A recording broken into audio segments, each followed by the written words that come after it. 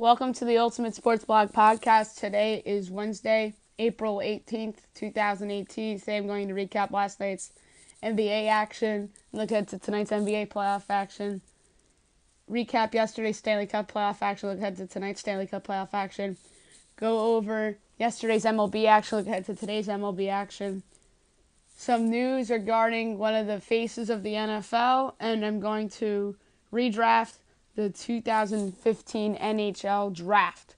NBA last night, the Raptors defeated the Wizards 130-119 to take a 2-0 series lead. DeMar DeRozan outstanding, 37 points in the win. John Wall had 29 points and 9 assists in defeat as the Wizards go back home down 0-2. The Celtics defeated the Bucks 120-106 to take a 2-0 series lead. Jaylen Brown was great, 30 points in the win. Giannis Antetokounmpo, great, 30 points, 9 rebounds, and 8 assists in defeat. Giannis has been the best player in the series, and the Bucks are down 0-2. The Pelicans defeated the Trailblazers 111-102 to take a 2-0 series lead. Drew Holiday, 33 points and 9 assists in the win. C.J. McCollum, 22 points and 6 assists in defeat, as the Pelicans take a 2-0 series lead back home, and the Portland Trailblazers are in deep of trouble. Tonight, TNT, you have the Pacers against the Cavaliers. I think the Cavs' bounce-back game is bound to happen. LeBron is going to show people that he belongs in that MVP conversation on a big stage. So give me the Cavaliers to tie up the series at 1 apiece. Let's say 120-110 Cavs win. Jazz at the Thunder. The Jazz are looking to tie it up at 1 apiece. They might not have Donovan Mitchell, and Oklahoma City might not have Paul George either, but that said, I'm picking Oklahoma City to go up 2-0, thanks to the brilliance of Russell Westbrook. So let's say 110-103 Thunder. And let's assume everybody plays. Timberwolves at the Rockets is the second half of the TNT doubleheader. The Jazz Thunder game is on NBA TV. James Harden was tremendous in Game 1. Minnesota had a chance to win Game 1, but they blew it. I think Houston goes up 2-0, thanks to another brilliant performance by James Harden. Chris Paul will contribute. Clint Capella will contribute. I think Minnesota hangs around in this one again. So let's say 115-107 Rockets win. Stanley Cup playoffs, some interesting results throughout the night last night. The Capitals defeated the Blue Jackets 3-2 in double overtime to get on the board in the series. No scoring in the first period. Second period, Tom Wilson's first of the playoffs, assisted by Matt Niskanen and Alex Ovechkin, put the Caps up 1-0. Pierre-Luc Dubois' first of the playoffs, assisted by Artemi Panarin and Seth Jones, ties the game up at 1 apiece. John Carlson's first of the playoffs on a power play, assisted by Nicholas Backstrom and Alex Ovechkin, put the Capitals up 2-1. Third period, Artemi Panarin, second of the playoffs, assisted by Cam Atkinson, ties the game up at 2 apiece. Then we go to overtime, where there was no scoring, and then here comes double overtime. The game winner, Lars Eller, his first of the playoffs, assisted by Brett Connolly and Devontae Smith-Pelly. 3-2 is your final. The Capitals get a win in this series, so there will be a Game 5 in Washington, D.C. Give the Capitals credit. That was a big win for them. And that line of Eller, Connolly, and Smith-Pelly is actually not a bad line. And that could have a factor in this series, although Columbus is pretty deep, too. The Jets defeated the Wild 2-0 to take a 3-1 series lead. Mark Sheffley's second goal of the playoffs, assisted by Kyle Connor and Josh Morrissey, put the Jets up 1-0. No scoring in the second period, but then in the third period, Mark Sheffley to the empty net, his third of the playoffs, second of the game, assisted by Blake Wheeler and Andrew Kopp, put Winnipeg up 2-0 for good. Great win for Winnipeg. Connor Hellebuck, great bounce-back effort for the Jets. 30 saves on 30 shots. Stefan Dubnyk was great, too. 26 saves on 27 shots. And, by the way, I forgot to mention Braden Holtby outstanding for the Capitals in their Game 3 victory over the Blue Jackets. 33 saves on 35 shots. Sergei Bobrovsky, outstanding. 42 saves on 42 shots. And the Golden Knights defeated the Kings 1-0 to pull off the impressive sweep. This had to have been the most competitive sweep I've ever seen in perhaps any sport. And the lone goal of this game was scored in the second period by Brady McNabb, assisted by Riley Smith and William Karlsson to put Vegas up 1-0 for good. Marc-Andre Fleury was the best player in the series. He was just tremendous in net. 31 saves on 31 shots. Jonathan Quick, 20 saves on 21 shots. I'm interested to see what the Kings do this offseason. Do they bring back the same core? Do they make some changes? Should be an interesting offseason for the Los Angeles Kings. Tonight's slate of games. 4 game 4s. You have the Penguins at the Flyers. Flyers looking it up to even it up at 2 apiece. The game's in Philadelphia. And I think Philadelphia gets it done. I think we'll have the first close game of the series. So let's say 4-3 Philly in regulation. Expect the big game from Claude Giroux. Lightning at the Devils. The Devils are looking up to even the series at 2 apiece. I'm going to say they do so too. Let's say 3-2 overtime for New Jersey. And a big game from Taylor Hall yet again. Corey Schneider's going to have a big game in net again, as that was the right move by John Hines to put him back in net over Keith Kincaid. Predators at the Avalanche. The Avalanche have been really, really competitive in this series, as many people thought that this would be a Nashville sweep, like I did. I thought about picking the Avalanche here to tie it up at 2 apiece, but Nashville hasn't played a good game really yet in this series, so give me Nashville to take a 3-1 series lead here. Let's say a 3-2 win in overtime to send it back to Nashville with the Predators having a chance to close it out. Ducks at the Sharks.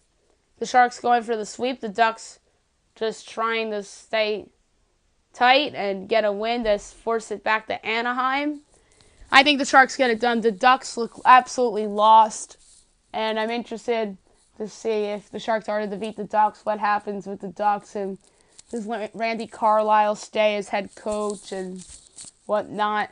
So give me the Sharks.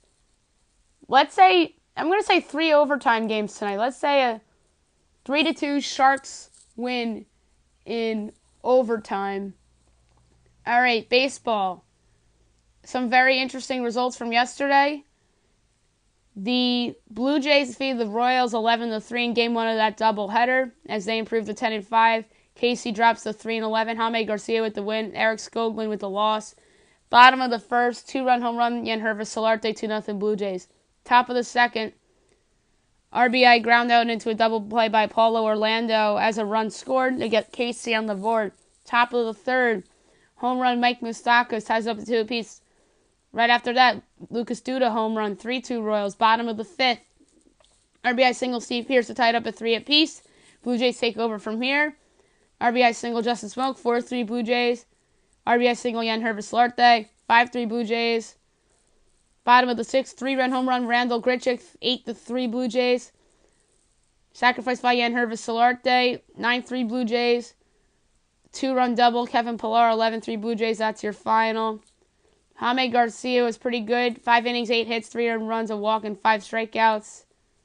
Eric Skoglund, 5 innings, 8 hits, 5 earned runs, a walk, and 6 strikeouts. Leaves the game with an ugly 9.31 ERA. The Tigers feed the Orioles 4-2 to improve to 5-9. Baltimore drops to 5-12. Francisco Liriano with the win. Andrew Kashner with the loss. Shane Green with the save. Bottom of the second, 2-run home run Victor Martinez, 2-0 Tigers. Top of the third, Trey Mancini home run, 2-1 ball game. Top of the fifth, game-tying RBI single by Adam Jones. Bottom of the fifth, RBI triple by Javier Candelario to put the Tigers up 3-2. And in the bottom of the eighth, a wild pitch by Michael Givens scores in Reyes to put the Tigers up 4-2 for good. Liriano, 5 innings, 5 hits, 2 earned runs, 3 walks, and 7 strikeouts. Leaves the game to 2.55 ERA. Andrew Kashner, 6 innings, 7 hits, 3 earned runs, 3 walks, and 5 strikeouts. Leaves the game with a 3 ERA. Cashner's been a nice signing thus far for the Baltimore Orioles. The Marlins absolutely destroyed the Yankees 9-1 to improve to 5-12. New York drops to 8-8. The win, Yarlin Garcia. The loss, Masahiro Tanaka. It was all Marlins from the top of the first. RBI single, Starlin Castro, 1-0 Marlins. JT Realmuto in his first game back from injury, safe at first base on the throwing error by Didi Gregorius that scored in 2 runs, 3-0 Marlins. Top of the second, RBI single, Derek Dietrich, 4-0 Marlins. Top of the fifth, 3-run home run, JT Realmuto, 7-0 Marlins. I'll tell you what about Realmuto. He's a heck of a ball player. If I'm a contender, I'd trade for him. The Mets, the Brewers are pretty good fits for him, in my opinion, and even the Washington Nationals. Top of the eighth, RBI single by Tomas Talise to put the Marlins up 8-0. Top of the eighth as well, sacrifice fly Cam Maben, 9-0 Marlins. Bottom of the ninth, Miguel Andujar home run, his first big league homer, 9-1 was your ball game. Yarlin Garcia pitched pretty well against the 2 New York teams, 5 innings, a hit, no earned runs, 5 walks, and 2 strikeouts. Leaves the game with a .86 ERA. The walks is an issue for Garcia, and other than that, he hasn't really given up much. And Masahiro Tanaka was a struggle for him. 5 innings, 8 hits, 6 earned runs, 2 walks, 5 strikeouts. Leaves the game with a 6.45 ERA. Most of it not really Tanaka's fault because of the poor defense behind him. But he just fell apart in the top of the 5th inning, similar to what he did in Fenway Park in his previous start. The Rockies defeat the Pirates 2-0 to improve to 11-8. Pittsburgh drops to 11-6. Chad Bettis with the win. Trevor Williams with the loss. Wade Davis with the save. Top of the first, fielder's choice, Carlos Gonzalez, 1-0 Rocks. Top of the fourth, RBI single, Ryan McMahon, 2-0 Rocks. That's your final. Chad Bettis, absolutely outstanding. 7 1/3 innings, 5 hits, no earned runs, 2 walks, and 3 strikeouts. Leaves the game with a 1.44 ERA. Trevor Williams didn't pitch bad either. 6 innings, 4 hits, 2 earned runs, 3 walks, and 4 strikeouts. Leaves the game with a 1.93 ERA. Game 2 in the doubleheader from Toronto. The Blue Jays defeat the Royals 5-4 in 10 innings as they improve to 11-5. Casey drops to 3-12. Tyler Clipper with the win. Brian Flynn with the loss. Top of the first, Lucas Duda was hit by a pitch with the bases loaded. The score in John Jay, 1-0 Royals. Top of the third, RBI double, Mike Moustakas, 2-0 Royals. Top of the sixth, Abraham Almonte home run, 3-0 Royals. Here come the Blue Jays. Bottom of the seventh, 2-run single by Luke Bailey to get the Blue Jays within 1 and putting them on the board. Infield single, Devin Travis ties it up at 3 apiece. RBI single, Steve Pierce, 4-3 Blue Jays. Top of the eighth, Royals respond with a home run by Alcides Escobar to make it a 4-4 game. And in the bottom of the 10th, the walk-off RBI single by Luke Mailey to give the Blue Jays a 5-4 win. Joe Bigiani, not bad. 5 2/3 innings, 6 hits, 3 earned runs, 3 walks, 4 strikeouts. Leaves the game with a 4.76 ERA. Danny Duffy wasn't bad either. 6 innings, 2 hits, no earned runs, 3 walks, 8 strikeouts. Leaves the game with a 3.86 ERA. Duffy's going to be a coveted pitcher at the trade deadline. The Nationals defeated the Mets 5-2 as they improved to 9-9. The Mets dropped to 12-4. Gio Gonzalez with the win. Zach Wheeler with the loss. Sean Doolittle with the save. Top of the third, sacrifice fly, Bryce Harper, 1-0 Nats. Top of the fourth, RBI single, Wilmer Difo, 2-0 Nats.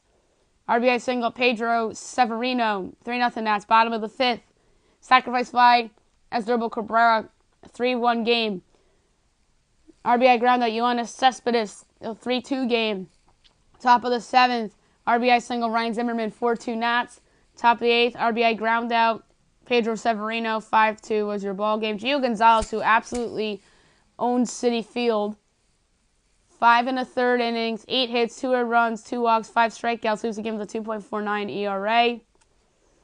Zach Wheeler, 6 innings, 7 hits, 3 earned runs, 3 walks, 2 strikeouts. Leaves the game with a 2.77 ERA. So not a bad game for Wheeler either. The Indians beat the Twins 6-1 in San Juan as they improved to 9-6. Minnesota drops to 7-5. Corey Kluber with the win. Jake Odorizzi with the loss. Top of the fifth, 2-run home run, Francisco Lindor, 2-0 Indians. Top of the sixth, home run, Jose Ramirez, 3-0 Indians. Top of the sixth as well, Home run Michael Brantley, his first of the year, I believe, 4-0 Indians. Top of the 7th, RBI single. Michael Brantley, 5-0 Indians. Bottom of the 7th, RBI double, Brian Dozier to get the Twins on the board. Top of the 8th, home run, Yonder Alonso, 6-1 final. Alonso has been a pretty solid pickup for the Indians so far, I got to say that. A lot of people thought that they made a mistake in not bringing back Carlos Santana, but Alonso has been fine for them, and got to give their front office credit for that one for now. Corey Kluber, pretty good, 6 2/3 innings, 5 hits, 1 earned run, 2 walks, 6 strikeouts, leaves the game with a 1.52 ERA. Jake Odorizzi, 5 innings, 6 hits, 4 earned runs, a walk, and 6 strikeouts, leaves the game with a 3.38 ERA. The Rangers defeated the Rays 7-2 as they improve to 7-12. Tampa drops to 4-13. Matt Moore with the win. Yanni Chirinos with the loss. Top of the first, sacrifice by Adrian Beltre, 1-0 Texas. Top of the second, sacrifice by Sin-Soo Choo, 2-0 Texas. Bottom of the third, infield single by C.J. Cron to get the Rays on the board. Top of the 5th, sacrifice by Adrian Beltre, 3-1 Rangers. 2-run double by Ronald Guzman, 5-1 Rangers. Top of the 6th, home run Sin-Soo Choo, 6-1 Rangers. By the way, Choo has been pretty solid for the Rangers this year. Top of the 8th, 2-run single Nomar Mazara, 7-1 Rangers, and a garbage home run in the bottom of the 9th for the Rays by Wilson Ramos to make it a 7-2 game. Matt Moore was pretty good against his former team. 7 innings, 5 hits, no earned runs, 2 walks, and 6 strikeouts. Leaves the game with a 5.59 ERA. Yanni Chirinos had his worst outing as a starter so far. 5 2/3 innings, 7 hits, 6 earned runs, 3 walks, 3 strikeouts. Leaves the game with a 2.7 ERA. The Phillies defeated the Braves 5-1 in 10 innings as they improved to 10-6. Atlanta drops to 9-7. Hector Neris with the win. Jose Ramirez with the loss. Bottom of the first, RBI single. Preston Tucker got the Braves on the board. Top of the third, RBI single of Dubal Herrera, 1-1 game. Top of the 10th, 2-run double. Rhys Hoskins makes it 3-1 Phillies, followed by a 2-run double by Maikel Franco to make it 5-1 Phils. By the way, Maikel Franco has finally looked to turn the corner a bit for the Phils this early going in the season. I mentioned on yesterday's podcast that eventually I'm going to do a segment on one of my podcasts about young players and how they're developing for each of the 30 MLB teams. Nick Pivetta, 5 innings, 5 hits, and earned run, 2 strikeouts. Leaves the game with a 2.49 ERA. Mike Falta-Units wasn't bad either. 6 innings, 4 hits, 1 earned run, 4 walks, and 8 strikeouts. Leaves the game with a 2.53 ERA. The Brewers defeated the Reds 2-0 as they improve to 9-9. Cincinnati drops to 3-14. Dan Jennings with the win. Sal Romano with the loss. Josh Hader with the save. The lone scoring of the game was a 2-run home run in the bottom of the 6th by Eric Thames to put Milwaukee up 2-0 for good. Junior Guerrero, 5 2/3 innings, a hit, 3 walks, and 7 strikeouts. Leaves the game with a .82 ERA. Sal Romano, 5 innings, 4 hits, 2 earned runs, 2 walks, and 4 strikeouts. Leaves the game with a 5.75 ERA. The Cardinals defeat the Cubs 5-3 as they improve to 10-7. Chicago drops to 7-8. Adam Wainwright with the win. Tyler Chatwood with the loss. Bud Norris with the save. Top of the third, RBI double. Matt Carpenter to put the Cardinals up 1-0, followed by an RBI ground out by Marcelo Ozuna. The drive in a run, 2-0 Cards. Bottom of the fourth, RBI single. Jason Hayward to get the Cubs on the board. They cut the lead in half.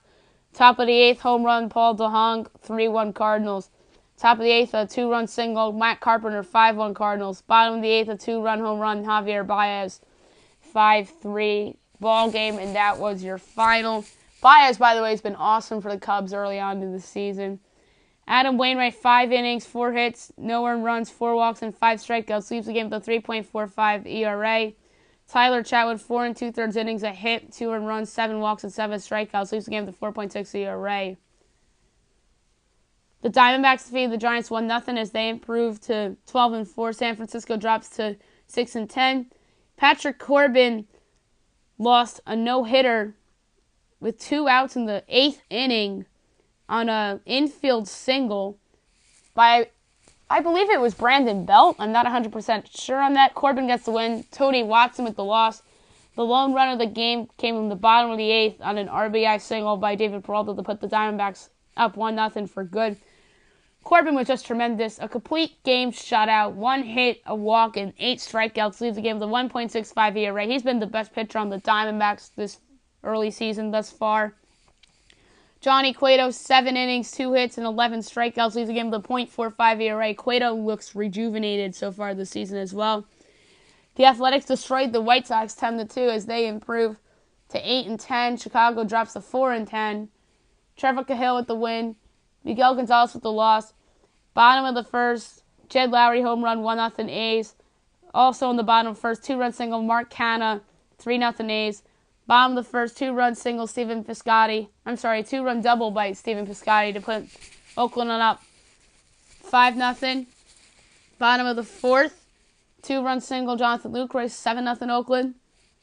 Followed by a sacrifice fly by Marcus Semien, 8-0 A's. Bottom of the seventh, sacrifice fly, Stephen Piscotty, 9-0 A's. Followed by an RBI single by Jonathan Lucroy, 10-0 A's. And a garbage home run for the White Sox in the top of the 8th by Yoan Moncada to get the Sox on the board. Trevor Cahill, 7 innings, 5 hits, 2 walks, 8 strikeouts, leaves the game with a 0 ERA. Miguel Gonzalez only went 3 innings, 8 hits, 8 earned runs, 2 walks, and a strikeout, leaves the game with an ugly 12.41 ERA. The most impressive result from last night, the Boston Red Sox defeated the Angels 10-1 as they improve to 14-2. Best record in baseball. The Angels dropped to 13-4. Their winning streak is over. David Price with the win. Shohei Ohtani with the loss. Ohtani, it was learned after the game that he had a bruise, so that explains his poor performance against one of the better teams in baseball. Now there's going to be some talk and questions about Ohtani and whether this performance was quote-unquote the real Ohtani and those other 2 starts against Oakland were aberrations. That is something to monitor. I think Ohtani's closer to the guy we saw against the A's rather than the guy that had the blister against the Red Sox. Like I said, it was all Red Sox in this game. Top of the first, home run Mookie Betts, 1-0 Sox. Top of the second, RBI single Brock Holt, 2-0 Sox, followed up by a sacrifice fly by Andrew Benintendi, 3-0 Sox. Top of the third, 2-run home run Jackie Bradley Jr., 5-0 Sox. Followed by a 2-run shot by Brock Holt, 7-0 Sox. And then Mookie Betts with another home run, 8-0 Sox. Bottom of the third, the lone run for the Angels, an RBI single by Albert Pujols, making it an 8-1 game. Top of the fourth, Rafael Devers, 9-1. Top of the 8th, another home run for Mookie Betts. This third of the game, 10-1 was your final. David Price was pretty good. 5 innings, 3 hits, 1 earned run, 4 walks, 6 strikeouts, leaves the game with a 2.25 ERA. So a nice little bounce-back start for him after the rough start against the Yankees, in which he got hurt in. Shohei Ohtani, 2 innings, 4 hits, 3 earned runs, 2 walks, and a strikeout, leaves the game with a 3.6 ERA. The Astros defeated the Mariners 4-1 to improve to 11-7. Seattle drops to 9-6. Lance McCullers Jr. with the win. Dan Altavilla with the loss. Chris Davinsky with the save. Bottom of the first when the Mariners got their lone run. It was a home run by Robinson Cano to put them up 1-0 briefly. Top of the second, fielder's choice, Josh Reddick ties it up at 1 apiece. Top of the sixth, home run, Brian McCann, a 2-run shot. 3-1 Astros. Top of the 8th, sacrifice fly, George Springer, 4-1 Astros. Lance McCullers Jr. was pretty good. 7 innings, 1 hit, 1 earned run, a walk, and 11 strikeouts. Leaves the game with a 5.57 ERA. Ariel Miranda was okay. 5 innings, 6 hits, an earned run, 4 walks, and 5 strikeouts with a 1.8 ERA. And the Dodgers defeated the Padres 7-3 in 12 innings to improve to 7-9. San Diego drops to 7-12. Scott Alexander with the win. Tyler Webb with the loss. Top of the first inning, 2-run home run Matt Kemp, 2-0 Dodgers. Top of the fifth, sacrifice fly by Matt Kemp, 3-0 Dodgers. Bottom of the sixth, fielder's choice by Freddie Galvis put the Padres on the board. Bottom of the ninth, home run Eric Hosmer to make it a 3-2 game. Followed up by the game-tying RBI double by Chase Headley to tie it up at 3 apiece. So another blown save for Kenley Jansen. Top of the 12th, 2-run double Yasmani Grandal, 5-3 Dodgers. Followed up by an RBI double by Kyle Farmer, 7-3 Dodgers. That's your final. Alex Wood, 5 1/3 innings, 2 hits, a walk, and 7 strikeouts, leaves the game to 3.91 ERA. So a nice bounce-back start for Alex Wood. Brian Mitchell, 6 innings, 5 hits, 3 earned runs, 3 walks, and 4 strikeouts, leaves the game to 5.03 ERA. Today's slate of games, there's one getting underway in about 6 minutes from now, and that's the Rockies in Pittsburgh against the Pirates. The Pirates looking to get a win. Kyle Freeland against Chad Cole. 1 o'clock, you have the Orioles at the Tigers. Kevin Gausman against Matthew Boyd. Rangers at the Rays at 1 o'clock. You have Cole Hamels against Jacob Faria. Reds Brewers at 1:40. You have Tyler Mahle against Zach Davies. Cardinals Cubs. Rained out. Makeup date tomorrow. White Sox Athletics today. You have Carson Fulmer against Andrew Triggs. The White Sox looking to get a win in Oakland. That's a 3:30 game. 4 o'clock from the Rogers Center. Blue Jays hosting KC Royals. J.A. Happ against Ian Kennedy. From San Juan again, Indians at the Twins on ESPN. You have Carlos Carrasco and Jose Berrios. And the game's on ESPN, so I'm going to pick it. Yesterday I took Cleveland and got the win. This time I'm going to take Jose Berrios and the Twins to get the split in San Juan. And Berrios has been really, really good this season with the exception of one start. And I think Berrios will be in the hunt for the Cy Young Award all year. I think he's a really, really, really, really underrated good pitcher in this league. And I think he will get the job done in San Juan today. You have the Nationals at the Mets at 7:10. Tanner Roark against Steven Matz. The Nats going for the sweep. The Mets need to get this game to get right a little bit after the Monday meltdown and the dud yesterday. Phillies at the Braves.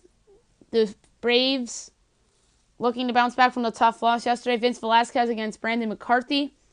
Giants at the Diamondbacks at 9:40. Chris Stratton against Robbie Ray. You have the Red Sox at the Angels at 10 o'clock. Rick Porcello against Tyler Skaggs. And at 10:10, Astros Mariners. Garrett Cole against Mike Leake. Garrett Cole looking to continue his hot start.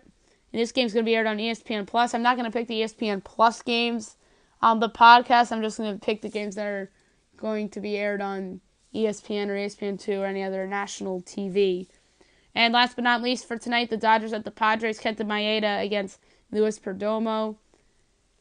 Before I get to my NHL redraft, big news coming out of the NFL this morning. While I was watching Mike Greenberg's new show, Get Up, with Michelle Beadle and Jalen Rose, Adam Schefter popped up with some breaking news that Tom Brady is not committed to playing next season. This is a monster story. And this probably dates back to all the Seth Wickersham stuff and all the drama with Garoppolo. So there's a rift going on right now between Bill Belichick and Tom Brady. My prediction is that Tom Brady does play this season, ultimately, but this is a story worth monitoring, and I'll continue to discuss on my podcast as more news begins to leak. All right, my NHL redraft, I'm going to do it right now. From 2015, I think the first 2 picks are super obvious, and the rest of them are debatable, because some of these guys have broken out this year and some of these guys haven't panned out yet and have the upside. So it's going to be a very, very, very, very interesting redraft I'm about to do. Like I said, debatable, but the first 2 are very obvious. Number 1, Edmonton Oilers, Connor McDavid. Duh. McDavid's the best player in the NHL right now. He might win the Hart Trophy this season. I think he does, although I don't think he should. He's a great player in this league. He'll be a great player for years to come. He's bound to win more than 1 Hart Trophy. He probably will be a Stanley Cup champion someday as long as he's on a good team. He was on a good team last year, and we thought the Oilers were going to be good this year, but we in the media and fans were wrong about the Oilers, and they're bound to have a big bounce-back season next year, in my opinion. as a whole team. And McDavid will be right up there for the Hart Trophy again next season as well. 2, Buffalo Sabres, Jack Eichel. Another easy choice. No do-over for the Sabres.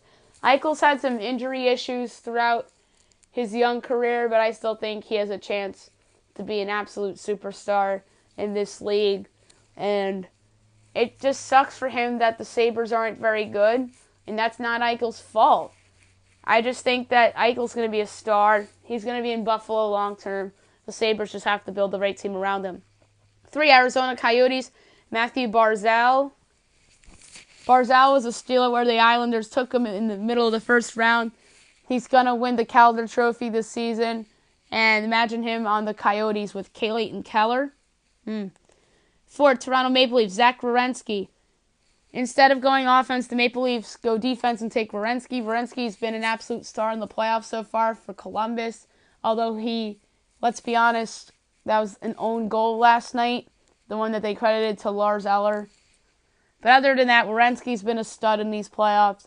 He and Seth Jones are going to be the top D pairing in Columbus for years to come. And he would have been a nice piece on this Maple Leafs team that's bound to go on an extended run of greatness, although they might lose in the first round this year. But that Maple Leafs team is a very bright future. And if Werenski was a part of it, that would make it even better, because the Maple Leafs have a whole collection of forwards that they really need more defense. So in the redraft, I have them taking Zach Werenski. 5, Carolina Hurricanes, Noah Hanifin. No do-over here as the Canes take their all-star D-man in Hanifin. Hanifin's going to be a star in this league for years to come. He's a top-pairing defenseman, and he's going to be on the Canes long-term. 6, New Jersey Devils, Mikko Rantanen. Where Colorado took Rantanen was a steal. Rantanen's been outstanding this season, has been a big help to them making the playoffs this season. It helps that he's playing alongside Nathan MacKinnon. But imagine New Jersey ceiling if Rantanen was playing alongside Taylor Hall or even Nico Hischier. 7, Philadelphia Flyers, Mitch Marner. The Flyers take Marner here to improve their young forward core. Marner would have been a nice fit on this Flyers team, although the Flyers have a lot of forward depth. He would have slid right in their second or third line, and probably would be playing alongside Sean Couturier, perhaps on the second line. The actual pick for the Flyers was Ivan Provorov. The actual pick for New Jersey was Pavel Zacha. The actual pick for Carolina was Hanifin. Toronto's actual pick was Mitchell Marner. Arizona's actual pick was Dylan Strome. And I mentioned the actual picks for Edmonton and Buffalo and Eichel and McDavid, respectively. 8, Columbus Blue Jackets, Ivan Provorov with Werenski off the board. The Blue Jackets take Provorov. Provorov's another solid defenseman. He would have been partnered up with Seth Jones on that D-line.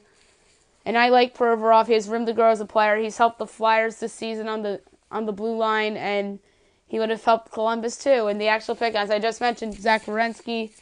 Number 9, San Jose Sharks, Brock Beausire. Beausire is a Calder Trophy candidate, although he won't win it.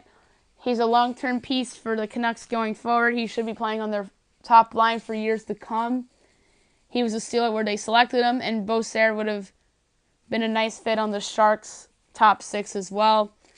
The actual pick, Timo Meier. 10, Colorado Avalanche, Sebastian Aho. With Rantanen off the board, the Avs take Aho, who proved to be a steal with the Carolina Hurricanes. Aho is going to be a great player in this league. He's going to be a top 6 forward for years to come on the Canes. And look at this Canes draft class with the top 2 picks of Aho and Hanifin. Rob Francis deserves a lot of credit for those picks. Even though he's not their GM anymore, he's still a part of their front office with Carolina. And Aho would have slid nicely in Rantanen's spot in Colorado's lineup alongside Nathan MacKinnon. The actual pick, as I mentioned, Mikko Rantanen. 11, Florida Panthers, Kyle Connor. Connor proved to be a steal where the Jets selected him. Connor's been a big part of the Jets' success this season. He's a long-term piece for them, and he has been big for them in the playoffs thus far. The actual pick, Lawson Krause. 12, Dallas Stars, Colin White. White hasn't really panned out yet for the Senators, but I really do think he'll eventually pan out. Injuries are a big reason why Colin White hasn't panned out so far, but I think this guy's a top 6 forward for years to come.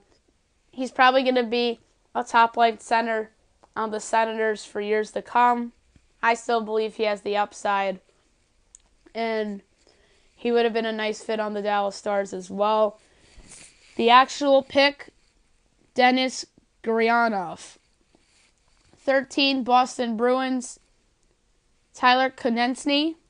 Konechny proved to be a steal at where the Flyers selected him in this draft. He's been a big part of what they've done this season. He's their third-line center, and who knows where he would have been fit on this Bruins roster. Would he be trade bait? Would they use him as like a third or fourth-line center?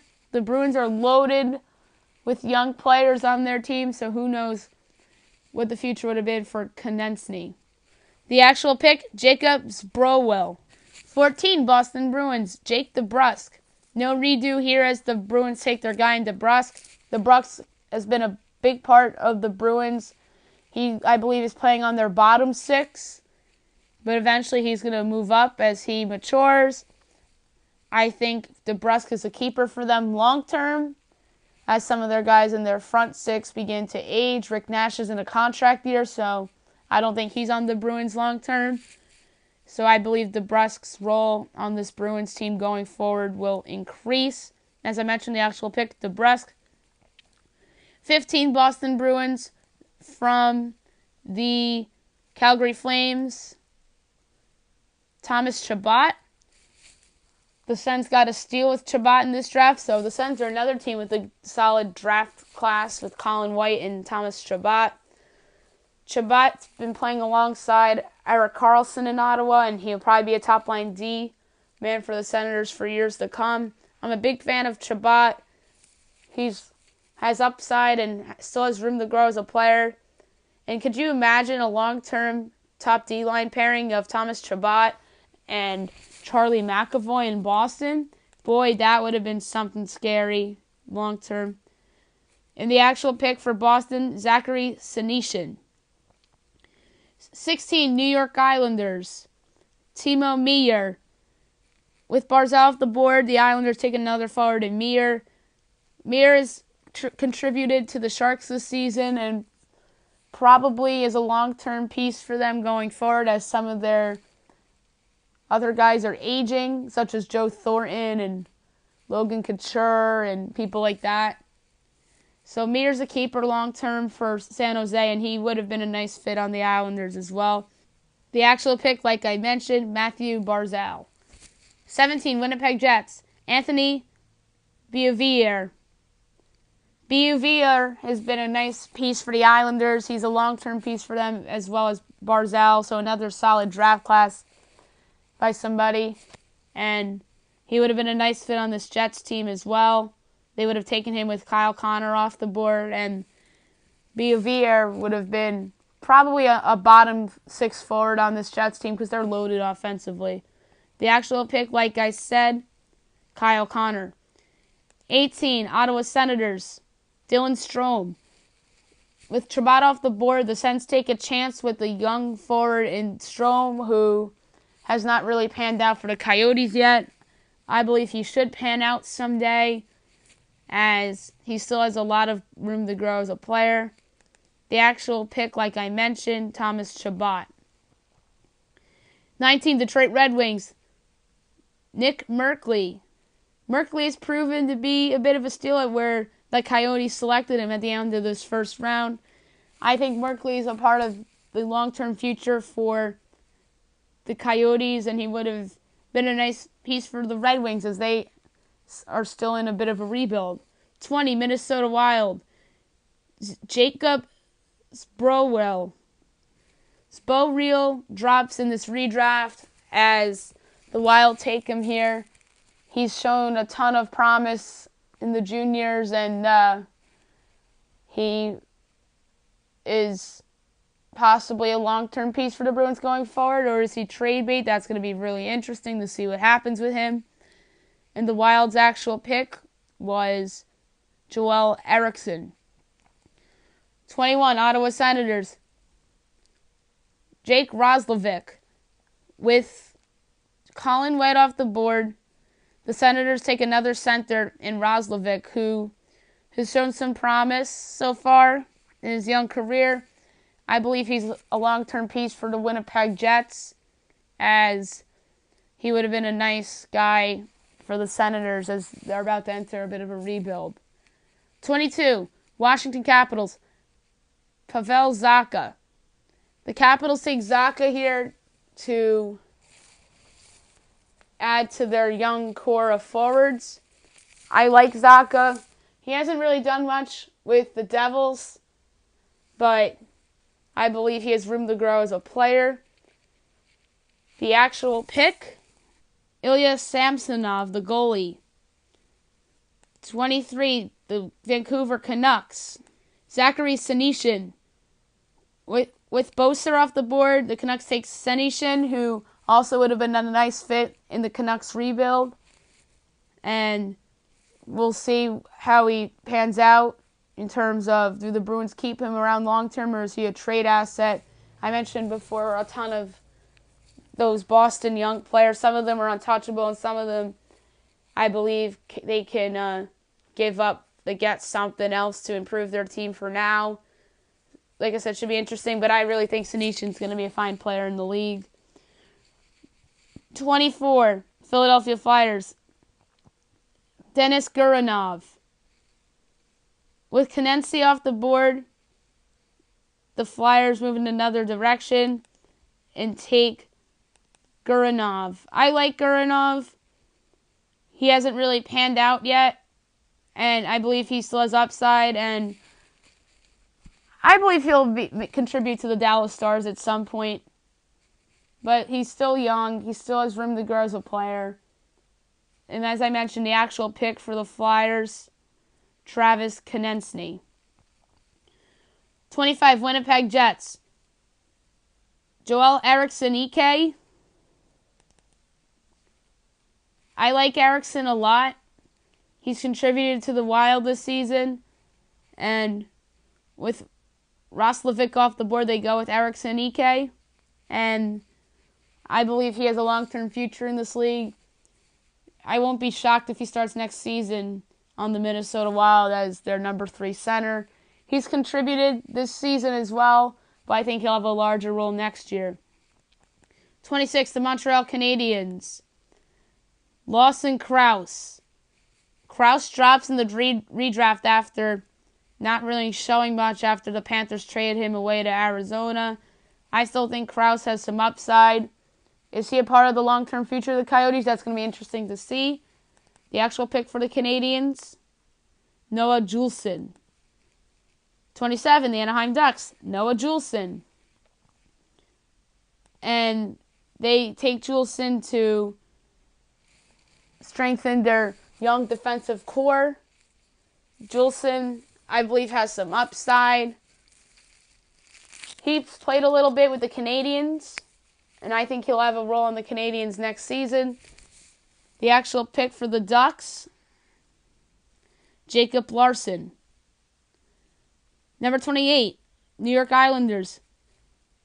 Number 28, New York Islanders, Ilya Samsonov. The Islanders take their future franchise goalie after having a ton of goalies that have been inconsistent, such as Yaroslav Halak among them. And I really like Samsonov. Is he the future long-term goalie of the Washington Capitals? That's remained to be seen. So the Islanders take him here in the redraft. Their actual pick, Anthony Bolivier. 29, Columbus Blue Jackets, Jacob Larson. The Blue Jackets take another young stud defenseman to strengthen their blue line. I think Larson could be a top 4 D-man on somebody's team. I'm a big fan of Larson, and I believe he's going to be a part of the Ducks long term. The actual pick, Gabriel Carlson. Number 30, Arizona Coyotes from the Chicago Blackhawks, Gabriel Carlson. With Merkley off the board, the Coyotes go defense and take Carlson. He has a ton of upside, and Does Columbus use him as a trade asset long term, or do they keep him? So it's interesting to see what they do with Carlson. I won't be that stunned if he starts next season on the Blue Jackets. The actual pick, as I mentioned, Nick Merkley. That's it for my 2015 NHL redraft, and that's it for today's podcast. I'll be back tomorrow with recapping everything and going over all the games and looking ahead to tomorrow's games. And I'm going to do another NFL mock draft as we are 8 days away from the 2018 NFL draft. I hope you guys have a great day, everybody.